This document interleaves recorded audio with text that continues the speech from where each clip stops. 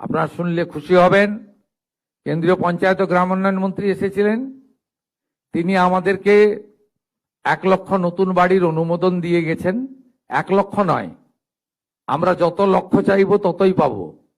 আমাদের সার্ভের শেষ দিন ছিল 20 জুলাই।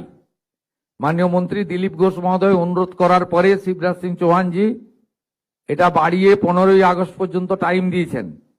ভেরিফিকেশন লিস্টের কাজ চলছে।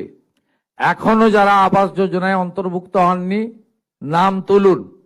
আমরা দল দেখব না, সম্প্রদায় দেখব না, ধর্ম দেখব না, আমরা শুধুমাত্র গাইডলাইন দেখব এবং প্রকৃত প্রাপক কিনা দেখব, এবং বিগত দিনে আপনার নামে টাকা উঠেছে সেই টাকা নয়চয় হয়েছে কিনা দেখব। এই কয়েকটা ক্রাইটেরিয়া দেখার পরে উনি কথা দিয়ে গেছেন 20 লাখ, 25 লাখ, 30 লাখ, 40 লাখ যত বাড়ি লাগবে ভারত সরকার আমাদেরকে অর্থ সাহায্য করবে। স্টেট শেয়ারটা দেওয়ার জন্য আমরা প্রস্তুত রয়েছি।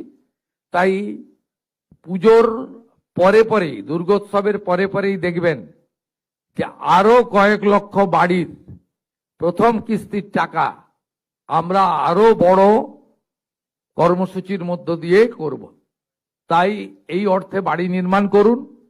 সঙ্গে বিকশিত ভারত জি রামজির 125 দিনের কাজ, অর্থাৎ বছরে ন্যূনতম 34,500 টাকার কর্মদিবস, সেটাকে প্রপারলি ব্যবহার করুন। 12,000 টাকার শৌচালয় লাগান। সঙ্গে প্রধানমন্ত্রী সূর্যঘর যোজনার সুযোগ নিন। এইভাবে গ্রামীণ আবাস তৈরির মধ্য দিয়ে, জল জীবন মিশনের কানেকশনের মধ্য দিয়ে, প্রধানমন্ত্রী অন্ন সুরক্ষা যোজনার রেশনের সাথে সাথে দিয়ে আমরা আসুন আগামী দিনে পশ্চিমবঙ্গের গ্রামকেও নগরায়নের ছোঁয়া পৌঁছে দিই। সকলকে ধন্যবাদ জানিয়ে, আপনাদের সকলকে শুভেচ্ছা জানিয়ে, আগামী 15ই আগস্ট স্বাধীনতা দিবস, হর ঘর তেরঙ্গা, প্রত্যেকটা বাড়িতে জাতীয় পতাকা তুলবেন এবং গর্বের স্বাধীনতা দিবস পালন করবেন। সকলকে ধন্যবাদ দিয়ে আমার কথা শেষ করলাম।